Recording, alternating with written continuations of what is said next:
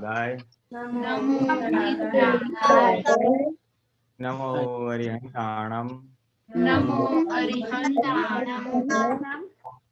नमो सिद्धाणम नमो सिद्धाणम। नमो आयुर्याणम नमो आयर्याणम। नमो वत्सायणम नमो वर्षायाणम। नमो लोय वसाहुणम। नमो लोये सुवसानम। ऐसो पंचनम मुकारो ऐसो पंचनमुकारो। पणासनो सौव पावपणाशनो। ज्ञानंत सवेसिन मंगलाणं च सुवेशिं। हवै मंगलम। पडवं हवै मंगलम्। ओम नमो भगवते वासुदेवाय। ॐ नमो भगवते वासुदेवाय। ओम नमः शिवाय। ॐ नमः शिवाय। जय सच्चिदानंद। जय सच्चिदानंद। जय जय सच्चिदानंद काका। सच्चिदानंद, जय सच्चिदानंद कुलीन काका। And जय सच्चिदानंद। जय सच्चिदानंद. So today, Pulita Dada, आज हिंदी में सत्संग है, but for the children, if you can talk about 15 minutes in English. So anybody has a question for Pulinda Dada? Do you have any question? So Pulinda Dada, last time we were talking about greed, but children don't have greed. Vidhi, do you have greed?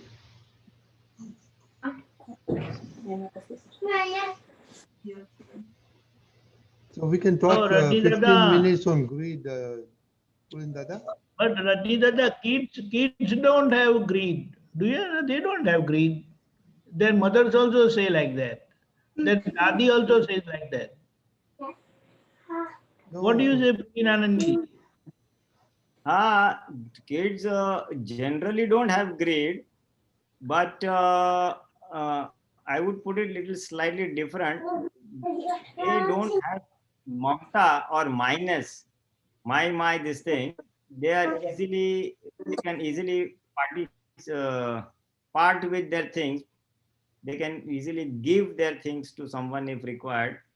This generation of children have very less mamta. That is what Dada Bhagwan had also said. They can easily give their toys, their gifts, their possessions if required to someone.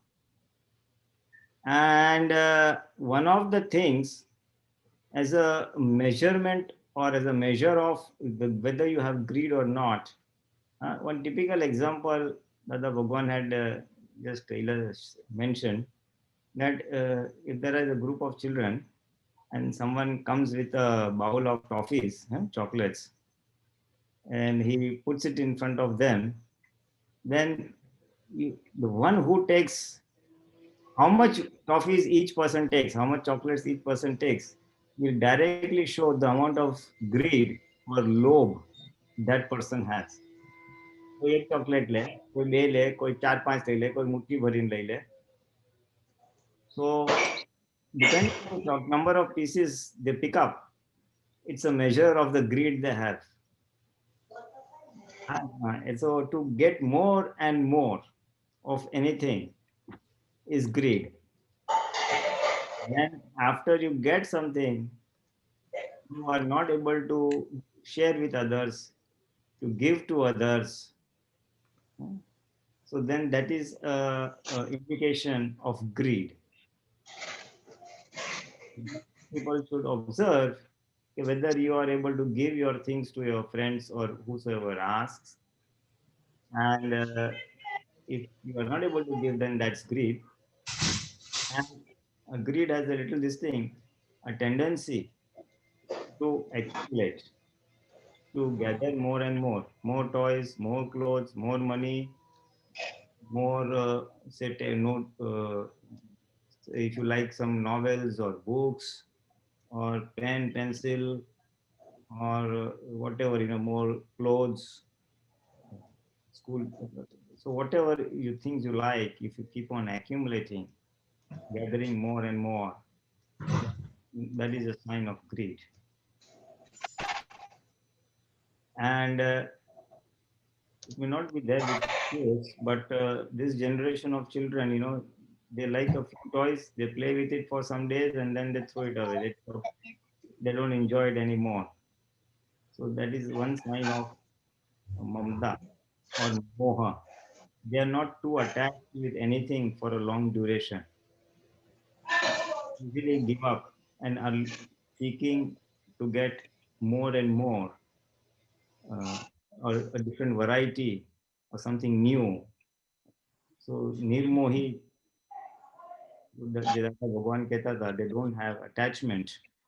That is the thing in this generation, and all of the parents know that. Yes, toys last only for a few days or a few weeks. After that, it's of no value. They always seek something new. That's the typical, what we can say as a indication of the today's generation. They are healthy, and if you learn to give and share, like I mentioned last time with the children, that you must learn to give happiness to others. I suggested some ways of how we can give happiness to others. Think and work on it. And same thing with possessions. The more you are able to share, the more you will also get. And ultimately, true happiness is in giving, whether things, affection, love, happiness, whatever you give, you get. Yeah. So I would just say that much. If anybody has a question, then maybe I Yeah, would try to Ariana has answer. a question. Ariana? Go ahead. You forgot your question. Her question was, how do you decrease all the things you want? By what do you want? To someone. Do you ask for toys? Do you ask for books? What do you ask for all the time? 50 toys. She wants 50 toys. Yeah, but then what will you do with so many toys?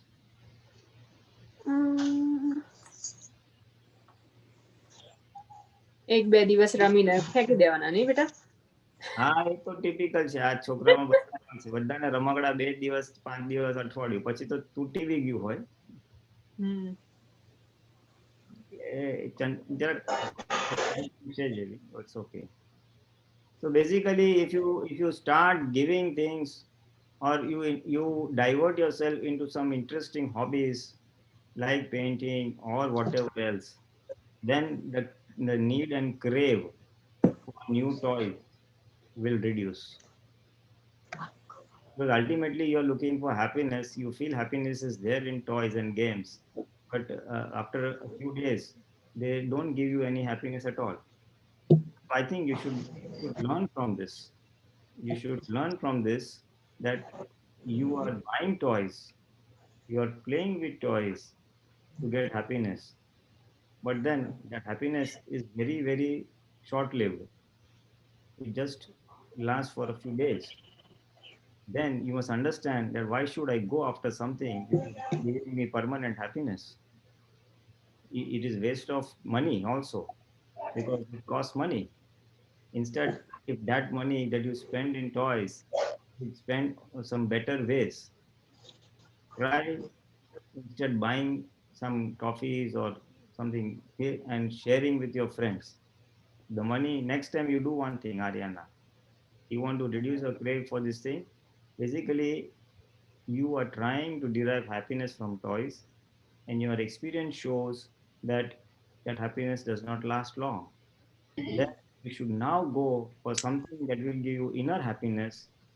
You should go for that happiness which is not dependent on toys. Without toys, also, if you're happy from inside, that is what you should be aiming for. And one of the suggestions is that the money you spend in toys, you should say, Mommy, never mind, we will put it in a piggy bank. And after you collect some money, and then you give some small gifts, maybe a pencils or pen or maybe some chocolates, and share it with your friends. And the happiness that they get when you share will give you immense amount of happiness to you. You will feel so happy from inside that you will wonder that without getting toys, without playing with toys, I'm so happy from inside. And that happiness will last much longer than the happiness you get from playing with toys. Because toys have so many other disadvantages. If the toys don't work, you feel unhappy. If someone takes away your toy, you feel unhappy. If your toy break down, you feel unhappy.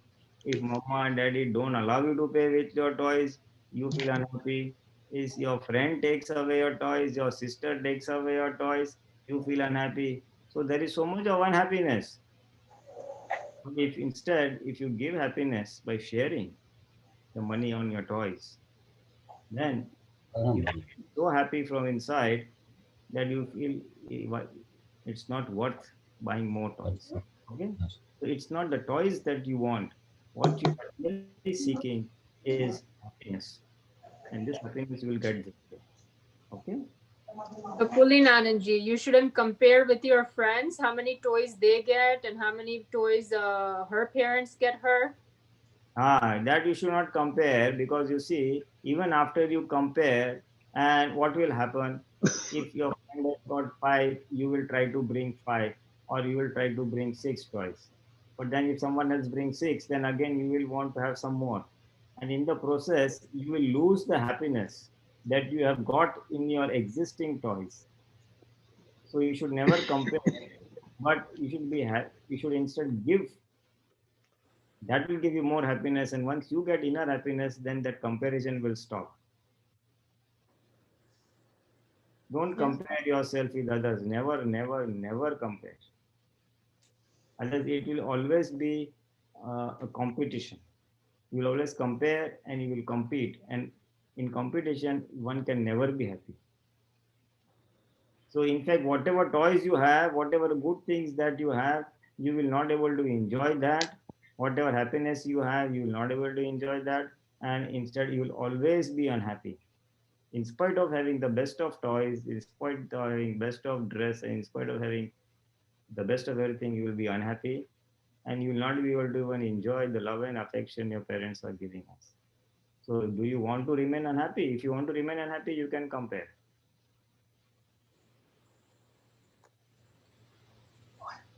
You want to remain unhappy? He's asking, no? So you should not compare.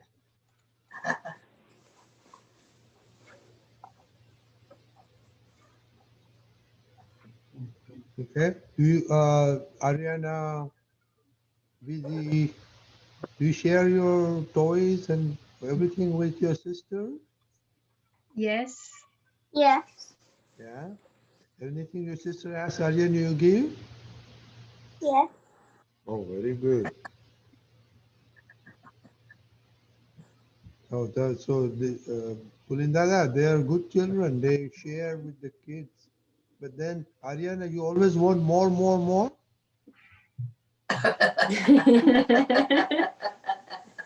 No? If you want more, more, more, that is great. And now she has decided she will not compare any with her friends how much toys her friend has. If she will not compare, then she will not need more. I would rather say, rather than comparing, spend more time with the toys that you have. You will get more happiness, because ultimately you want happiness, not toys. And your happiness should not hinge on how much toys other person has, how much clothes other person has. If you can never be, your happiness should not depend on other person's possessions. It should be your own independent happiness. Ariana, you like to share things with your friend or? Ariana? To share? Yes. Very Because good. Very good. Now, you know what? I'm giving you homework to all of you. Next time you have to tell me how much things you have shared and how much happiness you have given to others, like I told last time. Every time you listen from others, this time I'm going to ask you uh, whenever I come next in the evening, maybe after a fortnight roughly. So everybody is now going to answer me and not ask me. આપણે 9:15 જેવું થઈ ગયું છે. Yeah, but question, okay.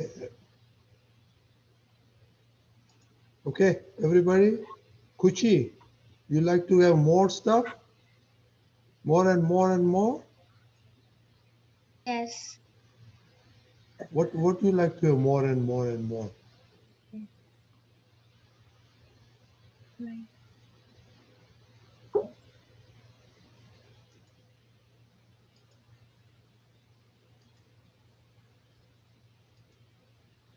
Hmm? How about Vidhi? Vidhi, you want more and more? Yes. What do you want more and more? Mobile because અત્યારે મારી પાસે એક mobile તો છે તો બી મને એક વધારે લેવાની ઈચ્છા છે હજી. Oh, Pulin Dada, that is good. હા, ઇટ્સ ઓકે. શેના માટે? Hindi में बोलिए. યાર ઇંગ્લિશમાં બોલવાનું હતું. ના, હવે હિન્દી આવી ગયા. No problem. You can speak in Hindi now.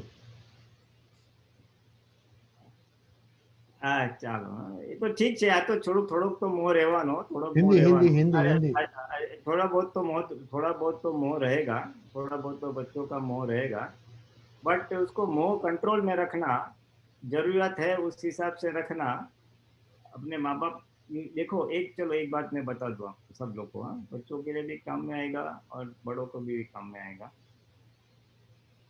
कि ये जो हम चीज लेते हैं, मानो आपने मोबाइल या कुछ खरीदा, यू वांट मोर और चाहिए, तो ऑब्वियसली आपको भौतिक चीज और चाहिए.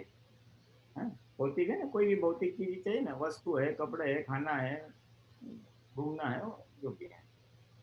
तो इतना याद रखना, जितना आप ये मांगते हो और जितना आप खरीद के लेते हो, जितना उसको भुगतते हो, तो उसमें आपका जो पुण्य है वो खर्च हो जाता है.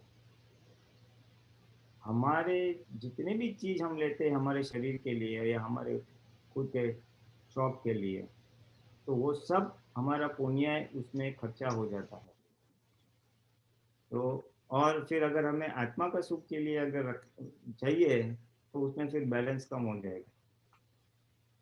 और दूसरी बात, जितनी पुण्य हम हमारे लिए वापरते हैं, वस्तु खरीदते हैं, तो वो जो हमारे लिए वापरते हैं ना चीज, कोई भी वस्तु, खाना पीना, टॉयज, गिफ्ट्स, तो वो सब गटर में गया.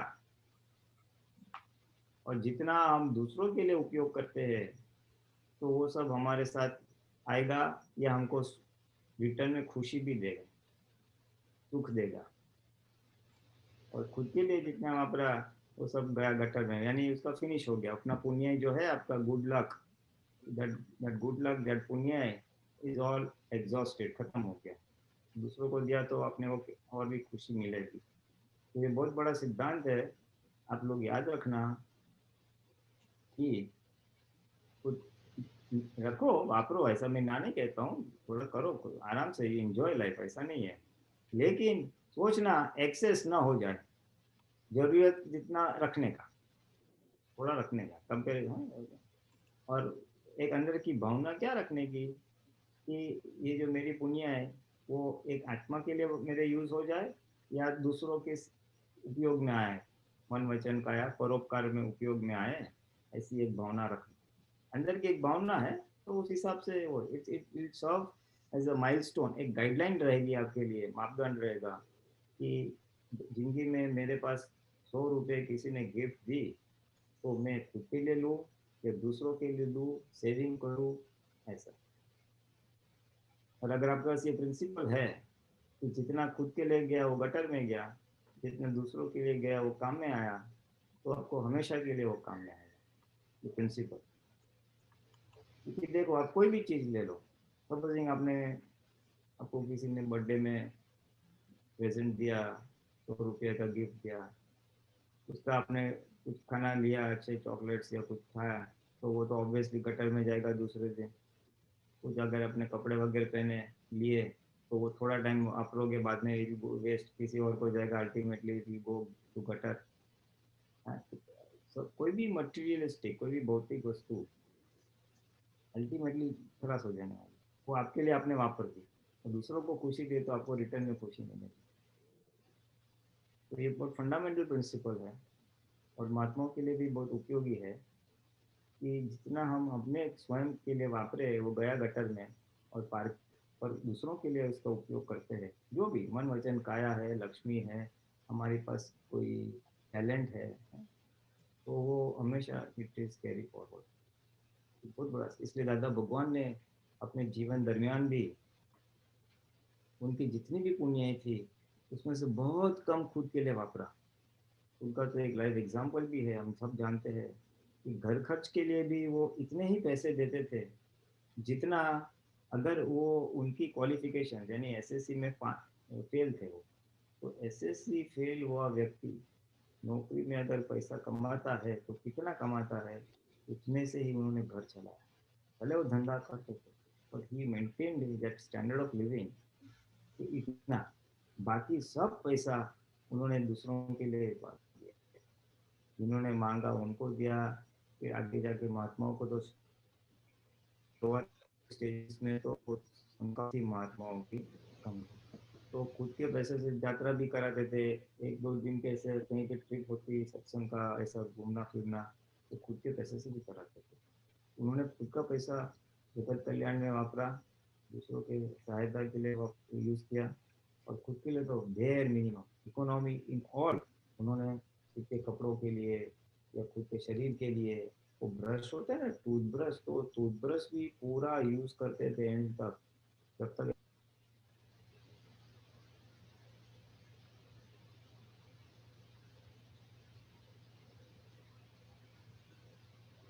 जी।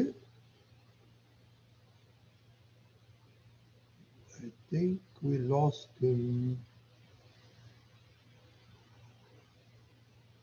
तो उन्होंने उनको खुद के लिए ब्रश भी वापरते थे तो एंड तक यूज करते थे। कपड़े भी ऐसा नहीं कि रोज रोज का शर्ट धोने को डाल दिया, रियली मेला हो तो ही डाल सकते थे।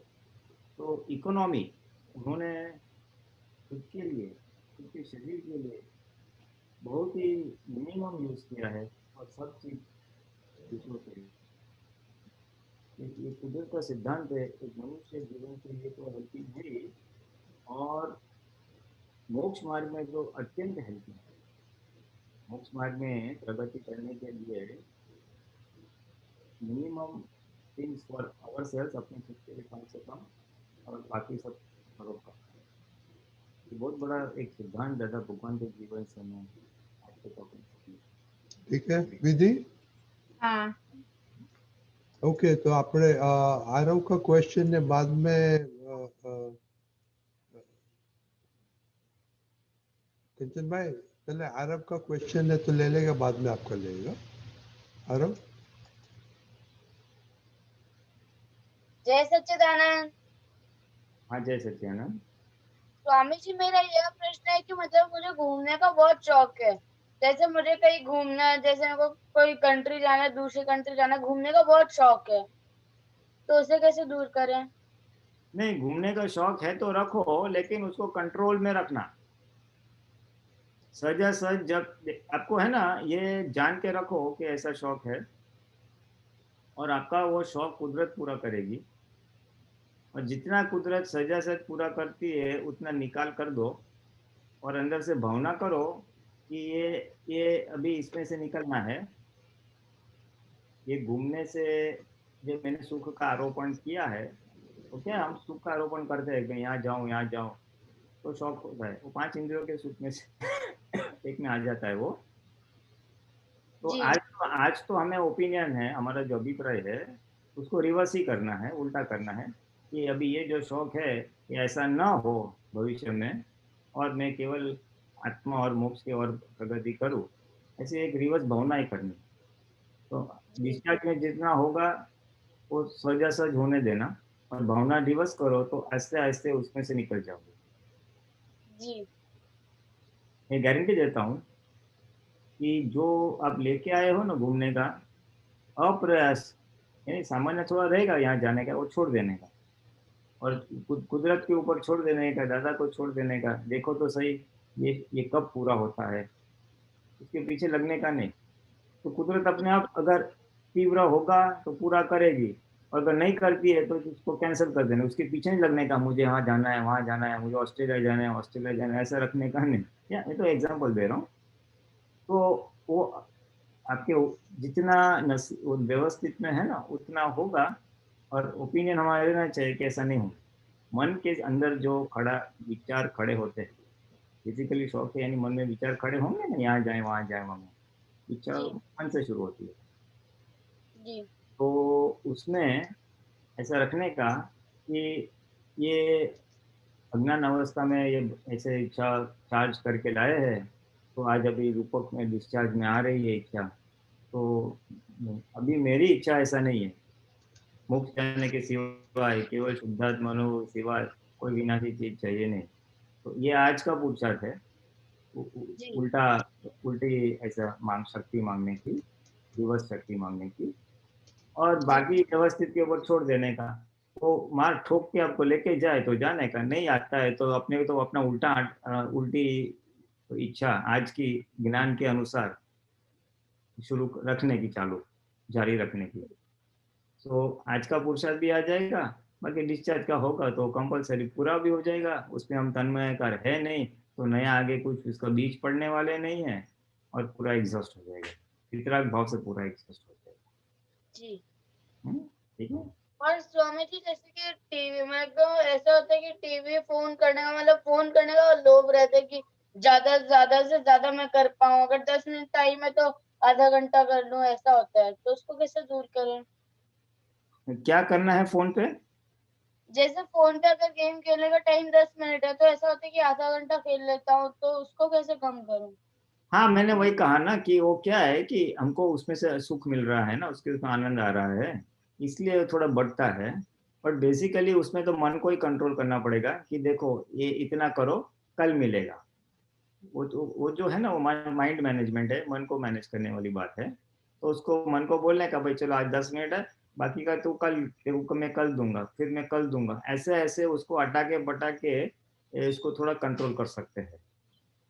जी हाँ, जैसे खाने की तो बहुत अच्छे लगते हैं, मानो कोई पकवान या मिठाई अच्छी लगती है, फॉर एग्जाम्पल रसगुल्ला अच्छे लगते हैं, तो कहीं पर जाके तो रसगुल्ला कितने खाओगे, जितने पेट में जाएंगे उतने ही ना, बाद में तो नेक्स्ट डे पे ही जाएगा। जी तो वैसे उसको बोलने का देखो गेम मिलेगी, कल मिलेगी, कल मिलेगी, ऐसा करके माइंड को थोड़ा हटा के पटा के उसको उसमें से निकल जाने का है। पर स्वामी जी ऐसा होता है ना कि ऐसा होता है कि 10 मिनट मतलब जो कल का है वो आज ही कर लेता हूँ और कल भी करूंगा, और फिर कल भी ऐसे ही होता है, तो ऐसे चलता रहता है। हाँ, तो उसको बोलने का भी तू तो मोक्ष जाने वाली बात कर रहा है, मन को बोलने का तुम तो मोक्ष जाने की बात कर रहे हो, सेवा करने की बात कर रहे हो, और अभी तो तुम ऐसे छोटे छोटे चीज में पड़े रहोगे तो कैसा होगा काम तुम्हारा। बेसिकली उसमें सुख का आरोपण किया है, इसको बोलने का चल तू 10 मिनट ऐसा चाहे तो कुछ और कुछ कर ले, कुछ दूसरा कोई एक्टिविटी में उसको डाइवर्ट कर देना। जी डाइवर्ट करोगे ना तो मन का जो जो मन जो बूम मारता है ना अंदर से, वो कम हो जाएगी उसकी। जी स्वामी जी। जय सच्चिदानंद। जय सच्चिदानंद। कंचन भाई।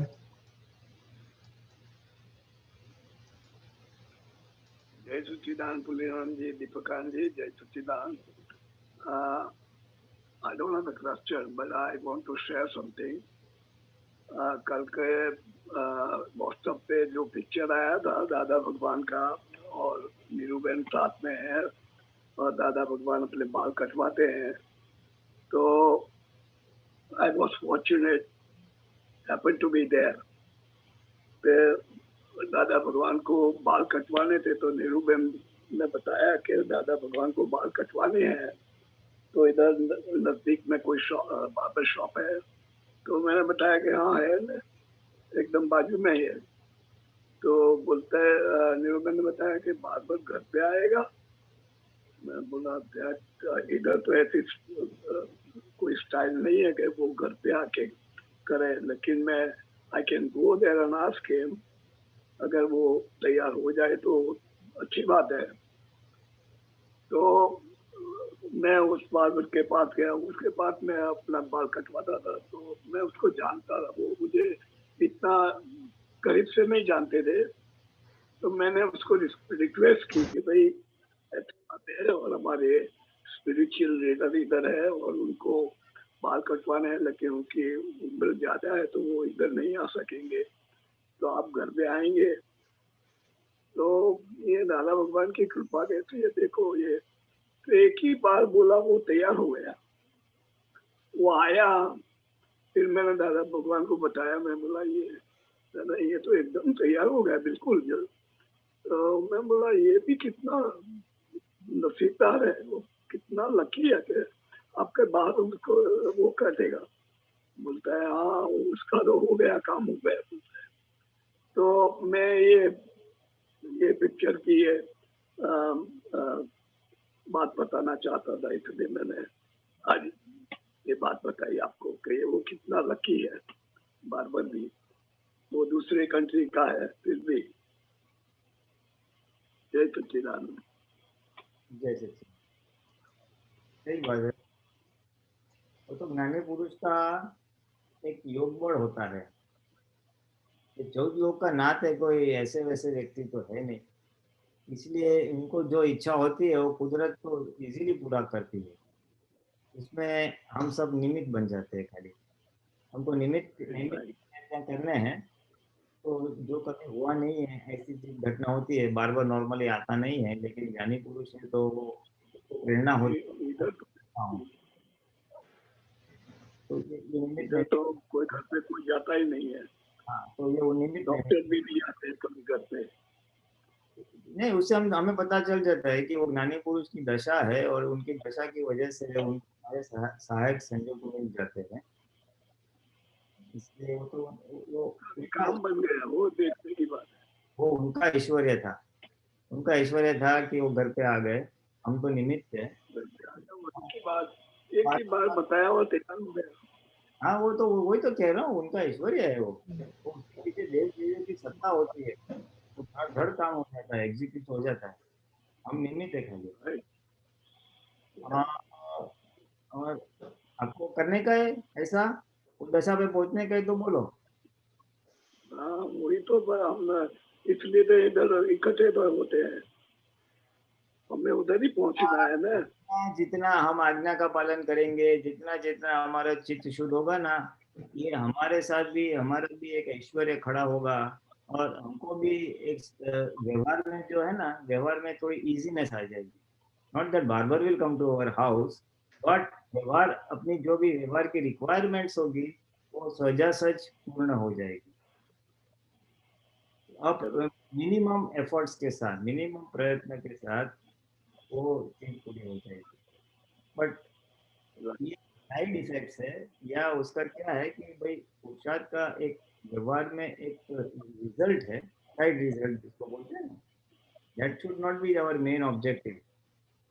हमारा पुरुषार्थ का objective वो नहीं, हमारा पुरुषार्थ का तो ये पूगल से मुक्त होने का है। हम कहीं पे भूल गए हैं सारे महात्मा लोग कि ये हम सत्संग सुनते हैं, 5 आज्ञा की बात करते हैं या अन्य अनेक प्रकार से दादा की बात को समझते हैं, तो वो व्यवहार की निराकुरता तो बाई प्रोडक्ट है। मुख्य तो हमको इस हमारे फाइल नंबर 1 से मुक्त होने का है। फाइल नंबर से 1 से मुक्त हो, मोक्ष जाना यानी जन्म मरण से मुक्ति, मोक्ष जाना यानी कर्म के खत्म करना यानी शरीर का जो जो मिला है, शरीर क्या है, वो कर्म के चार्ज किए हुए परमाणु ही है। तो चार्ज खत्म हो जाएगा, यानी हिसाब चुकते हो जाएगा, तो परमाणु शुद्ध होकर निर्जरा हो जाएगी। तो हमारा ऑब्जेक्टिव फाइल नंबर 1, जिसका जिसका उपार्जन यानी जिसको हमने ही खड़ा किया है, इस फाइल को हमने ही फाइल मुझे ऐसा शरीर चाहिए, ऐसा हस्बैंड, ऐसा वाइफ, ऐसे बच्चे, ऐसे नौकरी, ऐसे पढ़ाई, ये हमने चार्ज किया हुआ है। अभी हमको उसका निपटारा लाने का है ताकि हम हमारे अनंत सुख में हम प्रस्थापित हो जाए। तो एक अपेक्षा से बाहर की फाइलों का निकाल है क्योंकि, और दूसरी अपेक्षा से हमारी मेन तो फाइल नंबर 1 का निकाल है। इतना भी अगर समझ में आ जाए सबको कि मुझे परेशान बाहर वाला नहीं, मुझे परेशान फाइल नंबर 1 ही करती है।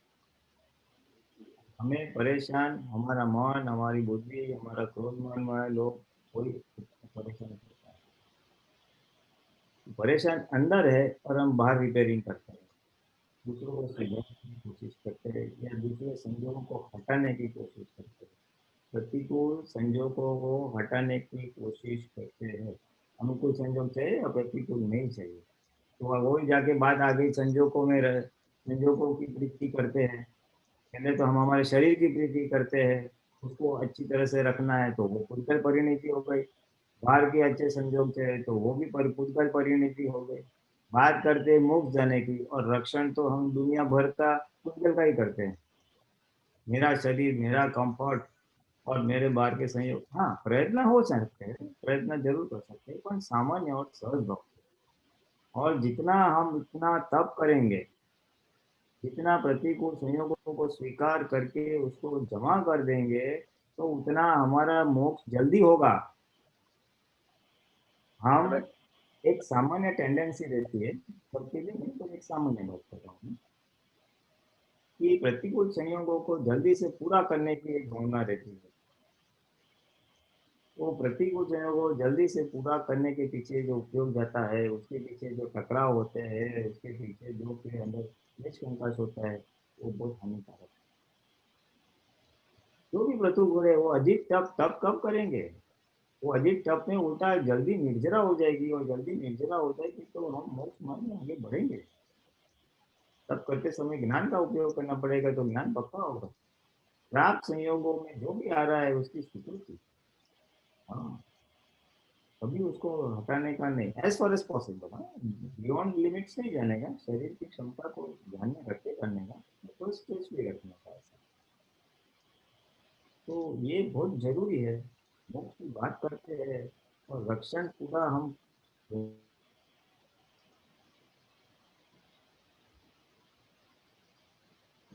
विज्ञान जी, जो हमने लास्ट टाइम भी में जो लोभ की बात बताई थी, तो पूरा क्या है, लोभ यानी बेसिकली क्या है, तो गैदर, इकट्ठा करना, फिर वो पैसा हो, वस्तु हो, मान हो, मुझे और ज्यादा मान मिले ना?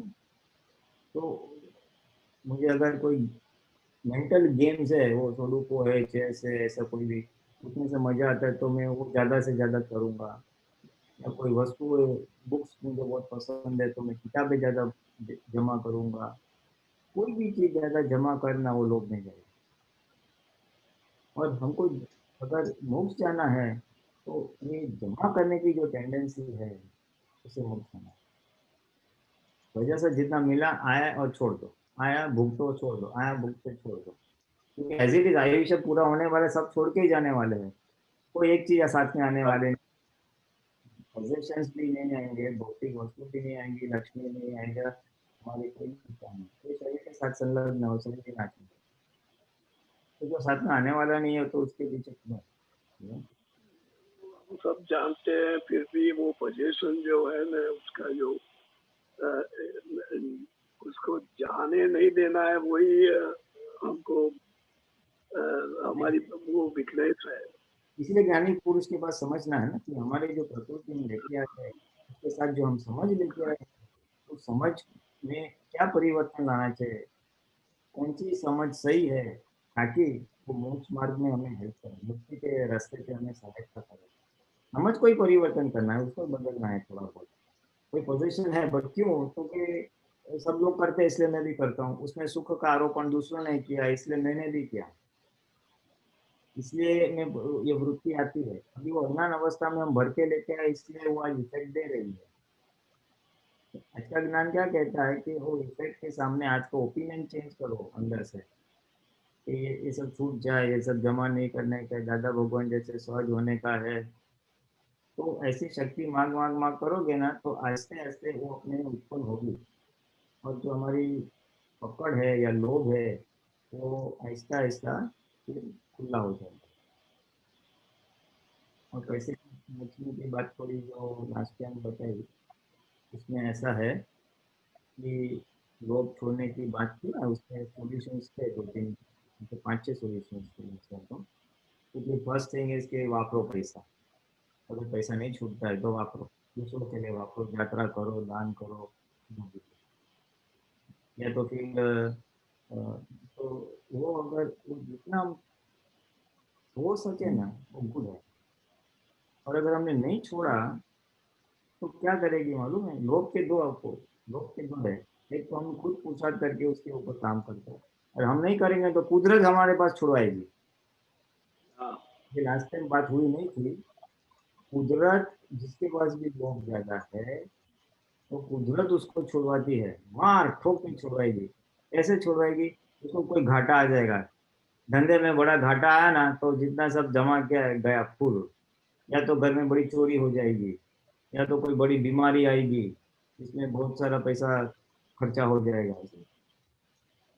तो एक तो इस प्रकार से जो कंपलसरी वो कुदरत मार ठोक के छोड़ देगी। या दूसरा, कोई हमें चीटर मिल जाएगा, दुकारा मिल जाएगा जो हमको चीट करेगा, हमको बोले ऐसा ऐसा जगह पे इन्वेस्ट करो, बहुत मुनाफा होगा, वो लेके जाएगा और पैसा सब पानी में जाए। तो ये कुदरत है ना, लोभ को तोड़ने के ये दो नियम रखे हैं। स्थूल भाषा में जानवर को बताया ना कि चींटी सब जमा करती है और फिर उंदर आके उसको खा जाता है। उंदर ने जमा किया वो बिल्ली खा जाती है। ऐसे इंसान ने भी बहुत जमा किया ना, तो इसको कोई चीटर मिलेगा या कुदरत उसको कोई लॉस देगी और उसका पूरा जमा हुआ चीज चला जाएगा। इसलिए इट्स वेरी वेरी इंपॉर्टेंट कि लोभ ना हो।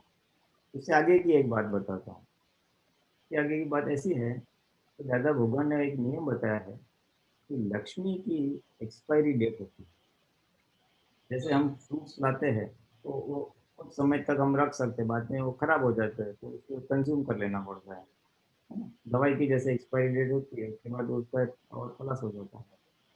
तो हर चीज की एक्सपायरी डेट होती है, जैसे हमारे शरीर की भी एक्सपायरी डेट है। राइट इस तरह से लक्ष्मी की भी एक्सपायरी डेट होती है, और लक्ष्मी की एक्सपायरी डेट 11 साल की है।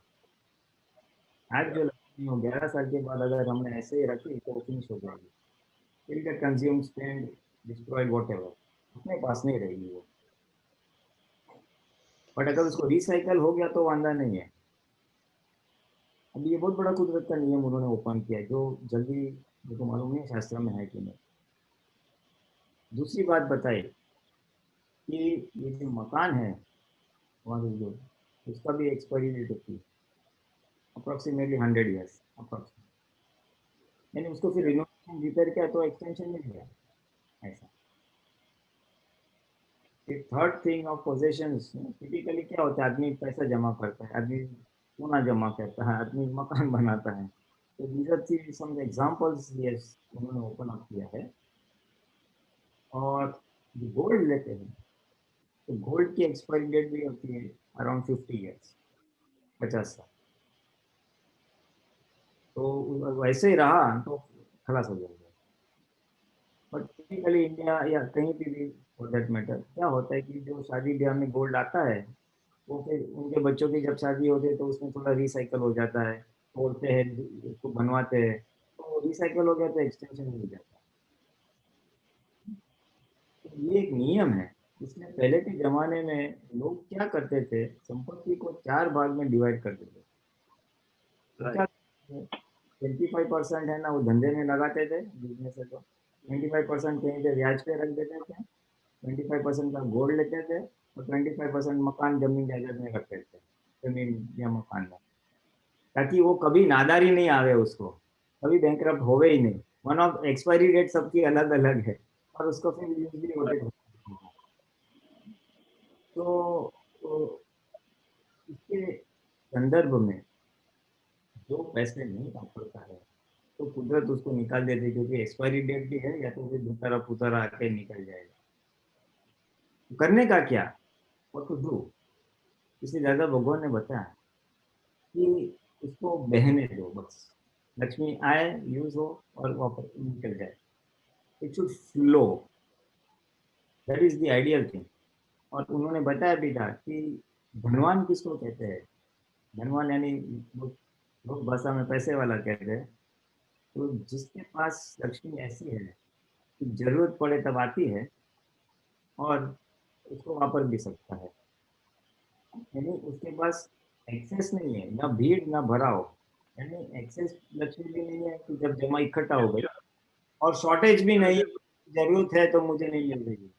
आज अभी यंग है तो थोड़ी मिली, फिर बच्चे है तो थोड़ी और मिलती है, बच्चों को एजुकेशन है तो और मिलती है, शादी है तो और मिलती है। जैसे जैसे एक्सपेंसेस बढ़ते हैं वैसे वैसे इनकम भी बढ़ती है। तो he is the richest person. अपने आप को धनवान मानना चाहिए। इसके पीछे का जो उसका मर्म समझने जैसा मर्म ये है कि जरूरत की पूर्ति आए so you are not happy, आपके रिक्वायरमेंट्स टेक केयर हो गई। फिर एक्सेस आई तो आपको फिर उसका चौकीदार बनना पड़ता है। अब इतना पैसा आया, उसको मैं कहाँ पे रखूंगा, उसका फिर इंटरेस्ट आएगा, वो इंटरेस्ट का क्या करूंगा, फिर पैसा अच्छी जगह पे रखूँ ताकि मुझे ज्यादा नफा मिले, ऐसे रखूँ कि जैसे नुकसान ना हो। तो पूरा जो चीज है वो माइंड मनी मैनेजमेंट में चला जाता है। वैल्यूबल बहुमूल्य मनुष्य अवतार का जो समय है वो व्यर्थ में ऐसी चीजों में चला जाता है। हम चौकीदार बन जाते हैं हमारे एसेट से। मैंने कहा आत्मा में और चौकीदारी करते हैं इसकी।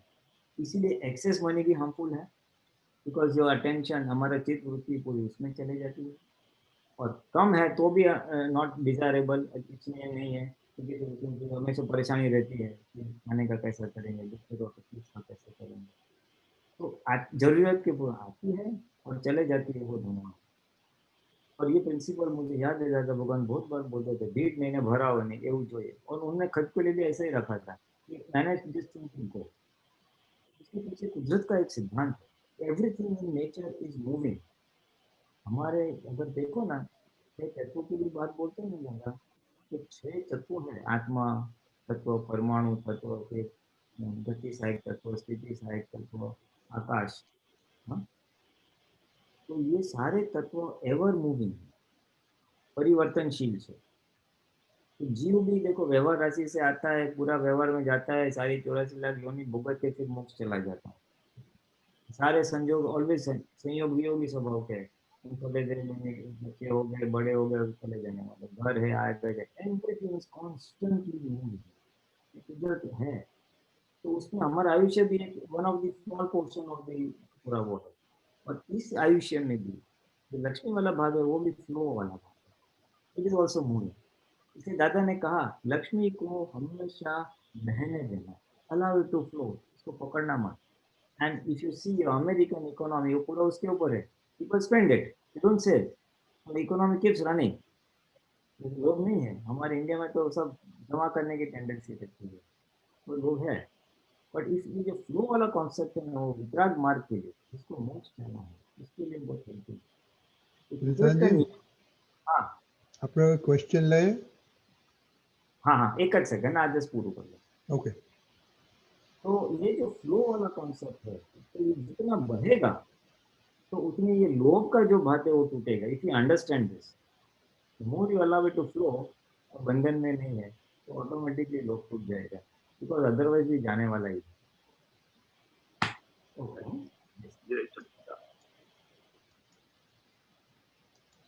કશ્યપ ભાઈ.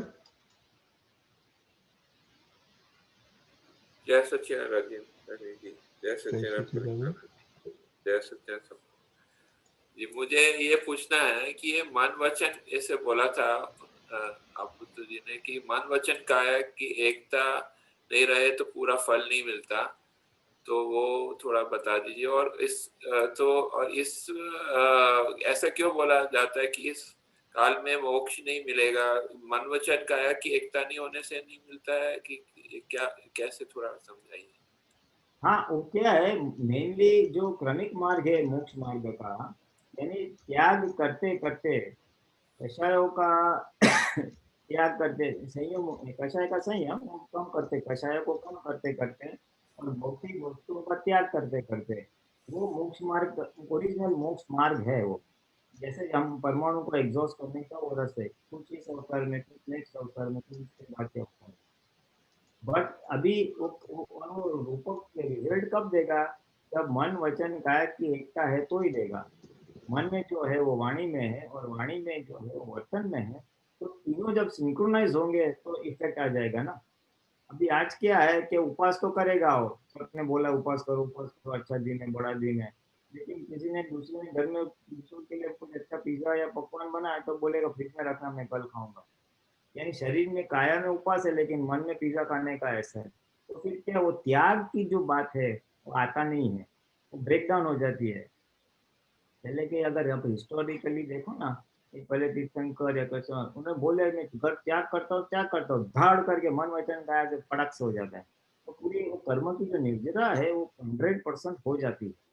अभी ये पार्शियल होने की वजह से मन में है तो शरीर में नहीं है, शरीर में है तो मन में नहीं है, तो वो पेंडिंग रह जाता है। इसलिए क्रमिक मार्ग से मोक्ष मार्ग, क्रम मार्ग से मोक्ष मार्ग इतना इफेक्टिव नहीं रहा है, ऐसा कहना है। मतलब इसलिए निद्रा पूरी नहीं होती है। हाँ, निजरा पूरी नहीं होती है, एग्जैक्टली। इसलिए ये अपवाद निकला है कि भाई तेरे को अक्रम ऐसा अपवाद मार्ग निकला है कि जिसमें हमें हम शरीर से ही अलग हो जाते हैं, तो शरीर में जो भी है वो निजरा हो जाए, इस तरह से हम कहा है। तो इस काल में मतलब मोक्ष नहीं हो, इसलिए नहीं होता, मन वचन काया एकता नहीं होती है, निद्रा पूरी नहीं हो सकती।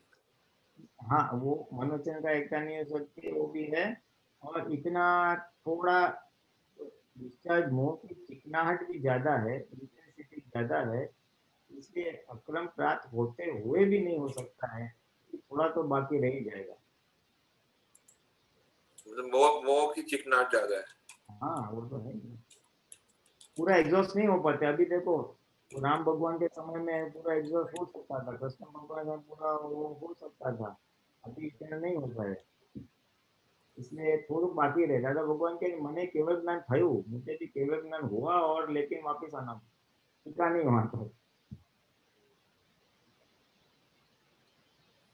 तो आपने जो बोला कि ये लक्ष्मी का मतलब एक्सपायरी डेट होता है 11 साल का होता है, तो ये जो है मतलब ये समझ नहीं आया। ठीक है, एक्सपायरी डेट होता है उतना तो समझ में, लेकिन 11 साल का ही होता है, वो कोई फिक्स होता है क्या? वो अभी कुदरत का एक कानून है जो दादा भगवान ने उनके दर्शन में देख के बताया है। तो वो वेरिएबल नहीं है क्या? हो सकता है अब जल्दी भी जो है चले जाए, हो सकता है थोड़ा लेट में जाए, कैसे पता चलता है? वो तो अनुभव करके पता चलेगा, और क्या बताऊं मैं। हाँ हाँ, वो तो अनुभव से आएगा ही। रखो कोई भी चीज, डोंट टच इट, फिर देखो क्या होता है। मैंने वो काउंटर एक्सपीरियंस तो देखा है, वो तो मेरा अनुभव है कि जमा करते जाओ ने, हाँ, जमा करे करते जाओ ने, तो क्या होगा मालूम है, वो हाँ, पैसा वो जाएगा जाएगा और जाएगा Lakshmi, it is not flowing. हाँ, व्यर्थ के खर्चे भी हो जाते हैं, ये रिपेयरिंग हुआ, ये बिगड़ा, वो बिगड़ा, वो हो गया, फट फट फट पैसा चला जाएगा। चले जाता है। हाँ, उस पे जो है मतलब उस पे मोह नहीं होना चाहिए, उस पे उसमें मतलब पकड़ नहीं होनी चाहिए, यही आप कहते हैं ना? हाँ, इट शुड फ्लो, आए यूज हो और आगे बढ़े। It can B savings, it can B for wellbeing of others, इसलिए बोलते हैं ना परोपकार में वापरो तो अच्छी जगह पे यूज किया लक्ष्मी को, खुद के लिए वापरो तो बेटर नहीं गया। मतलब अच्छी जगह पे उसको प्रयोग करना चाहिए, अगर जब अपने पास कुछ हो देन तो उसको अच्छे हाँ जगह हाँ पे। हाँ हाँ, अपने से अधिक है। टिपिकली दादा ने बोला था 8 to 24%, और राउंड ऑफ बोले तो 10 to 25% of your annual income you can give to charity, depending on the absolute value. बहुत ज्यादा है तो 25, बट अभी बड़ी मुश्किल से घर कट चलता है तो it can be reduce, it can be still less also, broad principle. ठीक ठीक है जी, धन्यवाद। जय सच, जय सच। यही सच्चिदानंद। ओके, थोड़ा 5 मिनट है तो देखो, गीता बहन अलवर।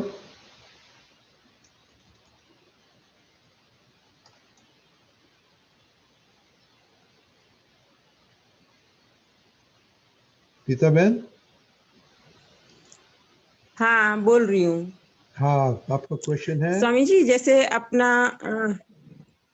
हाँ, आत्मा का जो गुण है ना कि मैं अनंत ज्ञान वाला हूँ, अनंत शक्ति वाला हूँ, अनंत दर्शन वाला हूँ, अनंत सुख वाला हूँ, तो ये केवल ज्ञान में जाने पे अनंत दर्शन वाला सुख खुला रहता है या गौण हो जाता है? ये आत्मा के गुण है, वो अनावरण होते हैं बस, बाकी कुछ नहीं। गुण तो उसके आत्मा, आज जो शुद्धात्मा है जो हमारा, वो शुद्धात्मा में ये गुण है। अनंत ज्ञान, अनंत दर्शन, अनंत हाँ। है उसके अंदर। वो तो हमको जैसे हमारा हम्म अज्ञान भाग निकल जाएगा, जैसे जैसे हमारे आवरण टूटते हम्म उतना उतना हमें उसका अनुभव होते जाएगा। हम्म हाँ, हमको आप हम्म जैसे जैसे आवरण टूटेगा आपको ज्यादा से ज्यादा धीमे धीमे ज्यादा ज्यादा समझ में आता ही ना बातें, तो दर्शन टूट रहा है आपका, हम्म आता है तो आपका ज्ञान टूट रहा है ना। तो आपको हाँ उसको जो झलक मिल रही है कि आज्ञा में रहते हो तो आनंद आता है ना, तो आनंद सुख का आपको अनुभव हो रहा है। जैसे जैसे अनावरण होते जाएगा वैसे वैसे ये आपको अनुभव होगा। बात में तो फिर वो है अपने गुण से वो परिपूर्ण है। मैं अनंत ज्ञान वाला हूँ, अनंत दर्शन वाला हूँ, बोलने का आशय इतना ही है कि गुणों की वजह से वो निरंतर शुद्ध है। मैं विशुद्ध आत्मा हूँ बोलते हैं ना।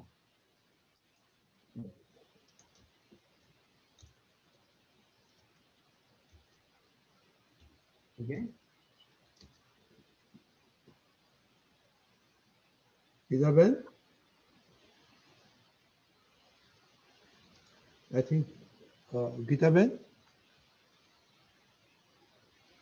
हाँ बोलिए। आ गई। जैसे ये अनंत दर्शन वाला गुण है, तो दर्शन माला की जैसा है वैसा दिखाई दे, तो आत्मा को देखने की कहाँ जरूरत है वहां? वो दर्शन वाला गुण इसका स्वाभाविक गुण में कैसे आ गया? क्या स्वाभाविक गुण में कैसे आ गया यानी? हाँ हाँ, अनंत दर्शन वाला स्वाभाविक गुण में कैसे आया का मतलब क्या है? आपका क्वेश्चन क्या है? क्वेश्चन यही है कि आत्मा का ये स्वाभाविक गुण है, क्यों क्यों कहा गया कि ये स्वाभाविक गुण है आत्मा का, देखने वाला भाग जो है? ज्ञान दर्शन वो उसके गुण है। परमाणु के भी प्रॉपर्टीज, हर चीज की एक प्रॉपर्टी तो होती है ना। ये शरीर का भी अच्छा। परमाणु के गुण नहीं है, पत्थर के गुण नहीं होते, सोने के गुण नहीं होते, हाँ गोल्ड का गुण होता है कि नहीं कि उसको कभी हाँ। कभी काट नहीं लगता है, उसकी एक हम्म डेंसिटी होती है, उसका गुण है कि हाँ नहीं? हाँ। तो हर चीज का एक गुण तो होता ही है। क्यों होता है यानी? तो आत्मा के, हाँ वो आत्मा जो तत्व है उसके गुण है। क्या गुण है? अरे हमेशा कोई भी तत्व है वो द्रव्य गुण और पर्याय तीन चीज से पहचाना जाता है। हाँ। हाँ, तो ये उसके गुण है। तो क्या है कि ज्ञान, ज्ञान दर्शन चारित्र जो है तो अनंत, लेकिन जितना शब्दों में आ सकते हैं उतना उन्होंने वर्णन किया है। हम्म हाँ, ये शरीर है वो परमाणु से बना है, तो परमाणु का क्या गुण है? रस, रूप, स्पर्श और गंध, हाँ उसके गुण है। तो हर हर हर हाँ। तत्व के गुण होते हैं। तो ये वैसे आत्मा का गुण है, अनंत ज्ञान वाला है, अनंत दर्शन वाला है, बस तो प्रॉपर्टी है। जैसे हाँ प्रॉपर्टी है उसको प्रॉपर्टी, चेतन है वो। ये तत्वों में केवल एक ही तत्व है जिसमें देखने जानने की शक्ति है, इसलिए उसको चेतन कहा गया है। बाकी सब में किसी में जानने की शक्ति ही नहीं है। परमाणु तत्व या गति सहायक, स्थिति सहायक, किसी भी तत्व में ये शक्ति नहीं है। इसलिए हाँ, हाँ। ऐसे गुण है उसका, उसमें क्या है? हम्म हाँ स्वामी, जैसे स्वामी जी हम लोग अभी मना आत्मा के गुणों की भजना करते हैं, तो अभी तो ये आवरण से ढका हुआ है, मना अनात्मा का जो भाग है, तो अभी हमको क्या काम में लगता है वो? आपको क्या बताओ, आप ऐसे क्वेश्चन पूछ रहे हैं ना। देखिए कि मैं नामधारी हूँ, ये अज्ञान मान्यता है। ये अज्ञान मान्यता थी जब ज्ञान लिया, हाँ ज्ञानी पुरुष के पास से जब ज्ञान लिया तब हमें ये राइट बिलीफ बैठी कि नहीं, मैं वास्तविकता में शुद्धात्मा हूँ। राइट बिलीफ बैठी है कि नहीं बैठी है? हाँ तो अब जब राइट बिलीफ बैठी है तो लेकिन राइट हम आत्मा हो नहीं गए हाँ हैं। स्वामी जी। हम हमें राइट बिलीफ बैठी है, हम राइट हो नहीं गए हैं, आत्मा हो नहीं गए। हमें इसका अनुभव लक्ष्य प्रतीत भी हुआ है।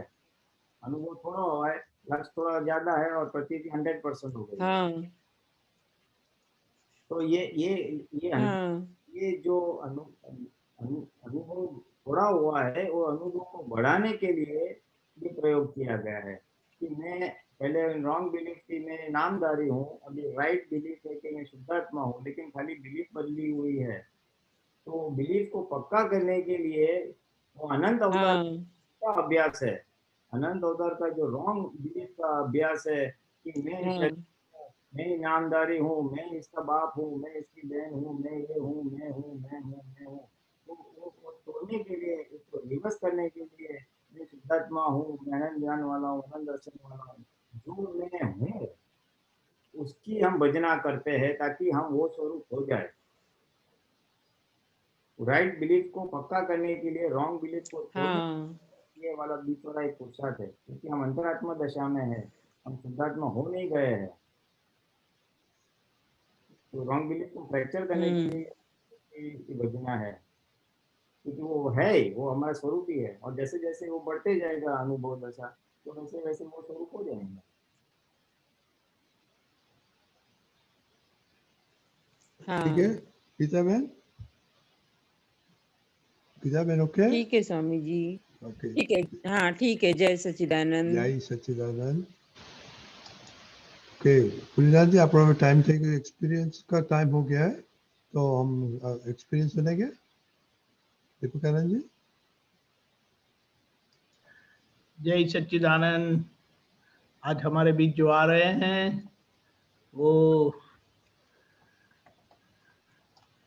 अलवर के बहन जी हैं, बड़े उत्सुक है सब कुछ जानने के लिए और अच्छा अभ्यास भी करते हैं। उनमें से ये गीता बहन जो आए थे वो सब लोग साथ में बैठकर स्वाध्याय करते रहते हैं, तो चलो आज उनको सुनेंगे। रेशम बहन शर्मा। सच्चिदानंद स्वामी जी। जय सच्चिदानंद। जय सच्चिदानंद पुलिनानंद जी। हाँ जय सच्चिदानंद। जय सच्चिदानंद कांत स्वामी। जय बोलो स्वामी जी। हाँ सुनाई देता है, बोलिए आप। श्री सिमंदर स्वामी भगवान को अत्यंत भक्ति पूर्वक नमस्कार करें। वात्सल्य मूर्ति दादा भगवान को अत्यंत भक्ति पूर्वक कोटि कोटि नमस्कार करती हूँ। परम पूज्य श्री कल्लू दादा जी को अत्यंत भक्ति पूर्वक कोटि कोटि नमस्कार करती हूँ। सभी आप पुत्रों को दिल से कोटि कोटि वंदन करती हूँ और सभी महात्माओं को जय सच्चिदानंद। स्वामी जी सबसे पहले मेरे को, मैंने एक दिन टीवी ऑन किया तो उसमें नीरू बहन का सत्संग आ रहा था, खोला मैंने तो खोल के देखा तो मैंने तुरंत बंद कर दिया। फिर बाद में मेरे को विचार आया कि क्या कह रही है, मैंने फिर टीवी ऑन किया दोबारा तो फिर सुना तो वो उसका टाइम पूरा होगा तो खत्म होगा था। फिर मैंने एक दो दिन बाद फिर देखा उसको, देखने के बाद मेरे को और तो कुछ मैं समझती नहीं थी, नहीं कुछ जानती थी, पर मेरे को ऐसा लगा, ऐसा विचार आया कि काश ये अम्मा जी मुझे मिल जाए तो मेरा जीवन धन्य हो जाए। जिसके बाद मैंने कभी कुछ दादा भगवान के बारे में न सुना था न जाना था, कुछ मालूम नहीं। कई साल निकल गए ऐसे ही। फिर बाद में 2011 में अलवर में किसी महात्मा ने कीर्तन भक्ति का प्रोग्राम रखे थे, सभी आप पुत्र आए हुए थे वहां पे। पहली बार मैंने वहां पे सत्संग अटेंड किया और वहाँ प्रेमानंद जी सत्संग दे रहे थे, मैंने सुना और उसी टाइम मेरे को वो सत्संग इतना फिट हो गया अंदर कि मैं उसका वर्णन नहीं कर सकती। दूसरे दिन वो कुछ वातावरण ऐसा बन रहा था, कीर्तन भक्ति का समाप्त हो गया था तो आरती हो चल रही थी वहां पे। तो जब लाइन में लगे हुए थे तो मेरी बारी आई तो मेरे को कुछ विचार नहीं आया। मेरे को बस जैसे मेरी बारी आई, थाली मेरे हाथ में आई तो मेरे को बस एक ही क्वेश्चन दादाजी की तरफ निगाह उठी कि दादा मुझे आप ही चाहिए और कुछ नहीं चाहिए संसार में। बस वो प्रोग्राम देख खत्म होने के बाद मेरे को हर वक्त दादा ही दादा दादा ही दादा होता रहा, कभी उतरा ही नहीं दिल से दिमाग से, वाणी से कभी एक मिनट के लिए नहीं हटा। फिर बाद में 2012 में केलनपुरी में विधि होने वाली थी, मेरे को पता चला कि वहाँ विधि होगी, तो मैंने सोचा मैं जानो तो चाहूँ, पर मैं जाऊँ कैसे, क्योंकि घर की परिस्थिति कुछ ऐसी थी, माहौल ऐसा था, तो मेरे तो बाहर भी निकलना मुश्किल था। फिर हमारे एक भाभी जी वहां की कि दादाजी को तू याद कर और दादाजी का नाम लेके तू जो सास को बोल दे और वो हाँ कर दे तो चले चलना। मैंने कहा ठीक है। तो मैंने कह इतनी हिम्मत नहीं होती जो मैं उनको बोल दूं कि मैं जाऊं या मेरे को ले चलो, कुछ मैं कह नहीं पा रही थी। तो रात को मैं सो गई तो मेरे को सपना आया एक रात को। तो सपने में क्या हुआ कि मैं बाहर थी तो किसी ने गेट पे से कुछ डाला। मैंने कहा लड़की से कि बेटा देखियो गेट पे क्या डाला किसी ने, तो वो देखी तो बोली मम्मी ये तो तेरी डाकिया था, ये तेरी चंद्रवती डाल के गया है। तो मेरे को उसी वक्त आंख खुलने के बाद मेरे को इतना बेचैन हो गया कि मेरे को चैन नहीं था, बाहर भीतर पूरा दिन निकल गया कि मैं अब कैसे कहूँ, अब तो मुझको केदारपुरी जाना ही है, सही इधर की दुनिया इधर क्यों न आ जाए। फिर मैंने सास से कहने की मतलब हिम्मत नहीं हो रही थी, इतना खड़ूस स्वभाव था, वो बहुत डांटती थी। फिर मैंने लेट जाऊं तो बाहर मेरे को चैन नहीं था बाहर। फिर मैंने चाय बनाई, मैंने की चाय के बहाने उनके रूम में चले और बोले, तो मैं चाय बना के ले गई तो बोली ये अब चाय का टाइम है, कोई तो चाय लेके आई है, 2 बजे अभी तो। मैंने की मेरे सर दर्द हो रहा था तो मैं सोची मैं भी पीऊंगी, आपके लिए भी ले चलूं। तो फिर वहां बैठी रही तो मतलब इतनी हिम्मत नहीं होती कि मैं उनको कैसे कहूँ जाने के लिए। फिर मैंने धीरे धीरे से बात को उनके सामने रखने की कोशिश की, तो मन की वाकई पूरे में प्रोग्राम है, मेरी भाभी जहर जा रही है, मम्मी अपन भी चले। तो मैंने, हो आई बड़ी जाने वाली, तू ये अकेले पूरे जाने, कोई जाने की जरूरत नहीं है। फिर मैं बैठी रही वहां पे काफी टाइम तक, मेरा बच्चा भी छोटा ही था उस टाइम।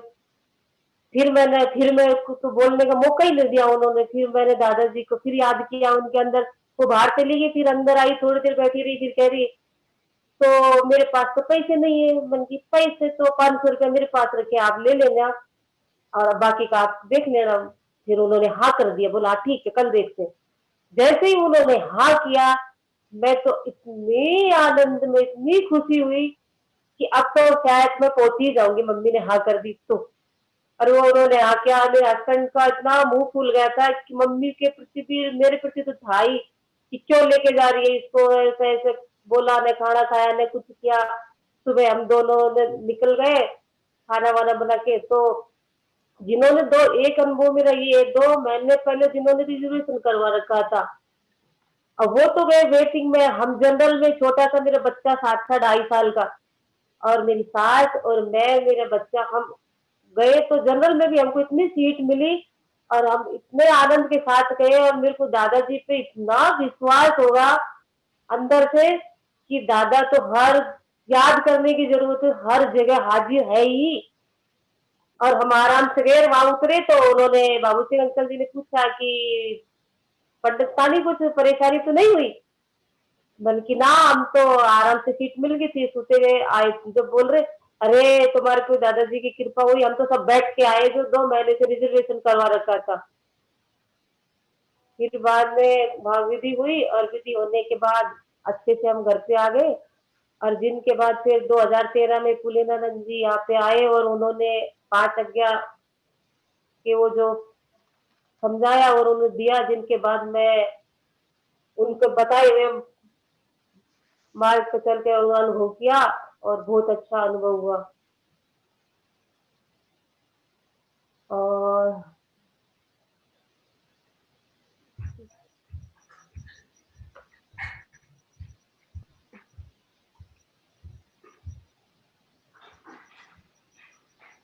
आपको कैसा महसूस होता है वो बताइए। अभी आप तो पूछते रहते हैं, ये गीता बहन के साथ चर्चा करते रहते हैं ना। नहीं, मुझे बहुत आनंद में रहते हैं। और अब तो किसी के घर में कुछ होता है ना तो सब बोलते हैं उससे पूछ क्या हुआ, उसके घर में कितनी शांति रहती है, वह कौन से तांत्रिक के पास जाती है। क्या बात है। मैंने कहा मैं किसी तांत्रिक के पास नहीं जाती, मैं तो दादाजी के सत्संग अटेंड करती हूँ, आप भी कर लो। सही बात है। अच्छा रहता है और कोई दिक्कत नहीं रहती है, आराम से रहते हैं हम सब। घर में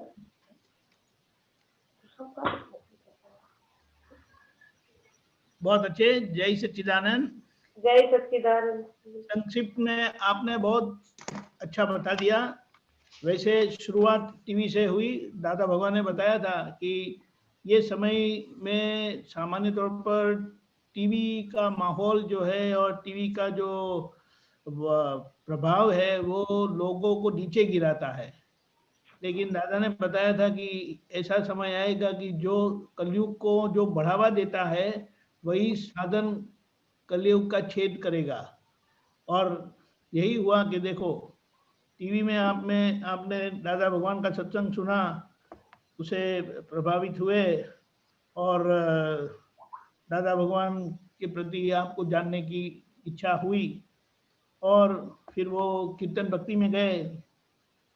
कीर्तन भक्ति में तो दादा भगवान ने बताया है कि जो हमें स्वरूप से सीधा जोड़ देती है, अपने आप से जोड़ देती है और कभी जगत भूला नहीं जाता और वह जगत हम भूल जाते हैं।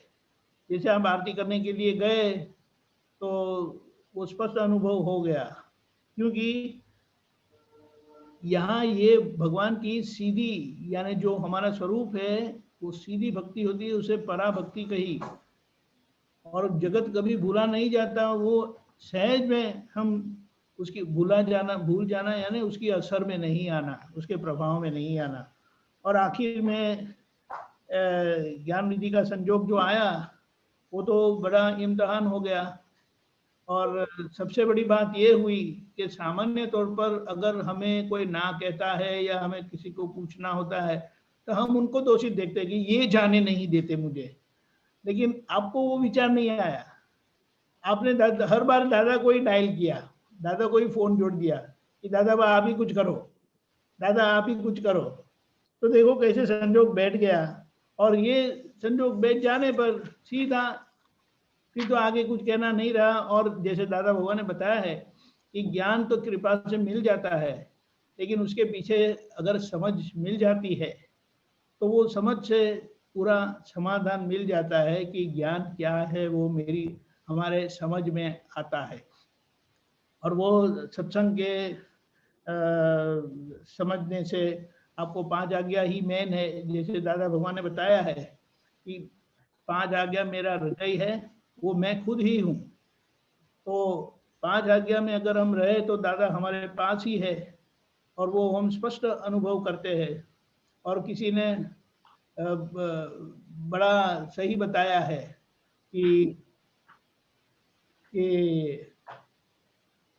वो एक तांत्रिक के पास आप जरूर जाते हैं, क्योंकि वरना ये लोगों की ऐसी मान्यता है ना, तो कैसे पता चलेगा। लेकिन बिल्कुल सही बात है कि तांत्रिक का मतलब क्या होता है कि जो तंत्र विद्या जानते हैं, उसका मतलब क्या है कि मंत्र जो है ना उसका अनुष्ठान करके उन्होंने एक सिद्धि प्राप्त की है। और वैसे अगर देखा जाए तो दादा भगवान ने हमें जो त्रिमंत्र दिया है वो किसी तांत्रिक के मंत्र से कम है। पूरा अनुभव से उन्होंने कहा है, संसार विघ्न निवारक निष्पक्षपाती दादा भगवान त्रिमंत्र। तो बिल्कुल। और ऐसा दादा भगवान के स्वरूप के बारे में, ज्ञानी पुरुष के स्वरूप के बारे में ऐसा बताया है कि वो भुआओं के भी बुआ है। वो भुआ बोलते हैं ना, हम बुआ बोलते हैं, वो भुआओं के भी बुआ होते हैं। तो उनके लिए तो कुछ है ही नहीं ये सब बातें।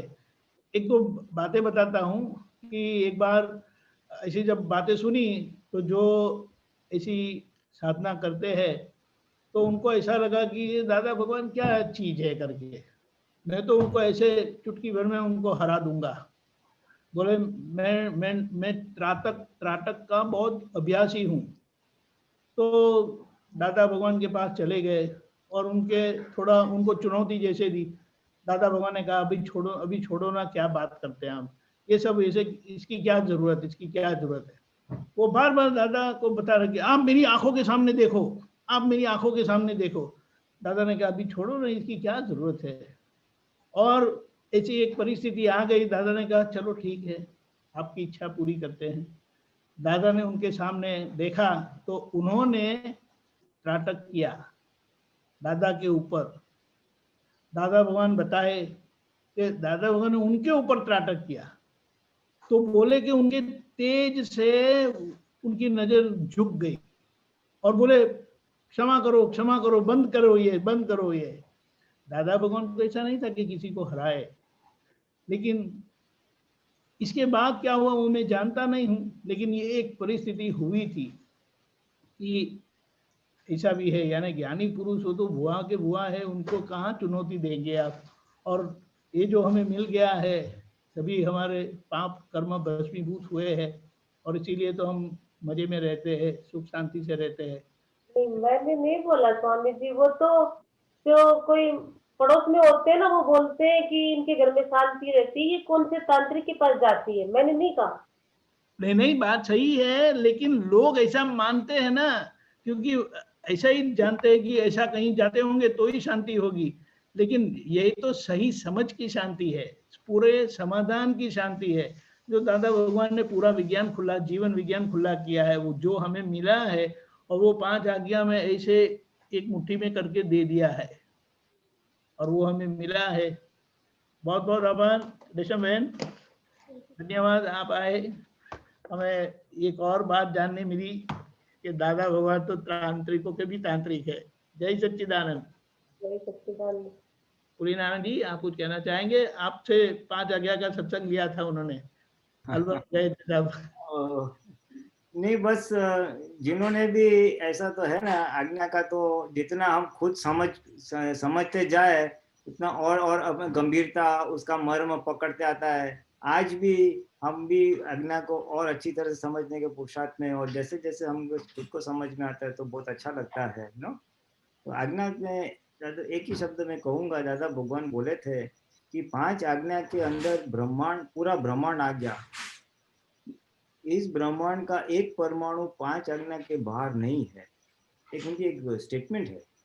और जैसे जैसे थोड़ा थोड़ा समझ में आ रहा है तो मुझे लगता है ओहो कितना सब कुछ समाविष्ट कर दिया है, बस इसके पीछे लगने जैसा है। जिस दिन स्वामी जी आपने समझाया ना, मैंने उसी दिन निश्चय कर लिया था कि अब लगाम छोड़नी ही है आज से।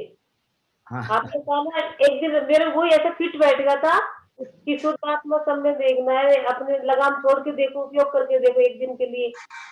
तो मेरे को एक दिन में इतना अनुभव हुआ, और मैं तो एक दिन क्या, मैं तो सब कुछ छोड़ दिया। अरे वेरी गुड। लगाम अगर हमेशा के लिए छूट जाए तो दादा भगवान की स्थिति में आ जाते हैं। दादा भगवान ने पूरी लगाम, पूरा लघुत्तम भाव जो भी बोलो छोड़ दिया था हमेशा के लिए। वो संजोग के अनुसार ऐसा बस, इसको बोलते हैं फ्लोट होते थे, तैरते थे बस ऐसा।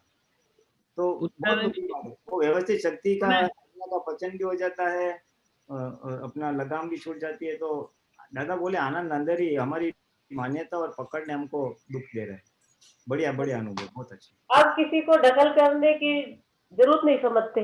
हाँ बिल्कुल बिल्कुल बिल्कुल, सही बात है। आनंद में रहते हैं।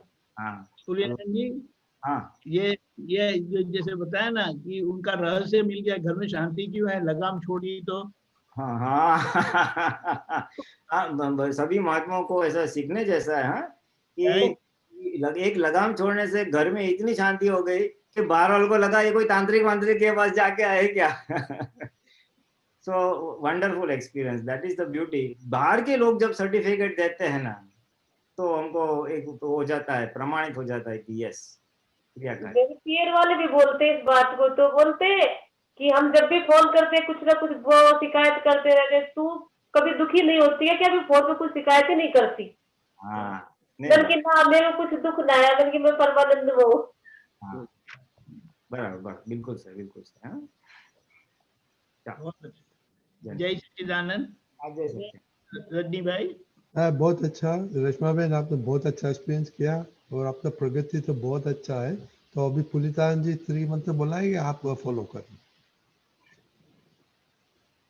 नमो वितरागाय, नमो वितरागाय, नमो वरियंताणम, नमो वरिहंताणम, नमो सिद्धाणम, नमो सिद्धाणम, नमो आयरियाणम, नमो आयरियाणम, नमो वज्रयाणम, नमो वज्रायणम, नमो लोये सर्व साहुणम। नमो लोये सवसावनम ऐसो पंचन मुक्कारो ऐसो पंचन मुक्कारो अवभावपणासनो सव्वपावे प्रणासनम मंगलाणं च सवेसिं मंगलानं ते सव्वेशं परमं हवै मंगलम्। परमं हवै मंगलम्। ओम नमो भगवते वासुदेवाय। ओम नमो भगवते वासुदेवाय। ओम नमः शिवाय। ओम नमः शिवाय। जय सच्चिदानंद। जय सच्चिदानंद।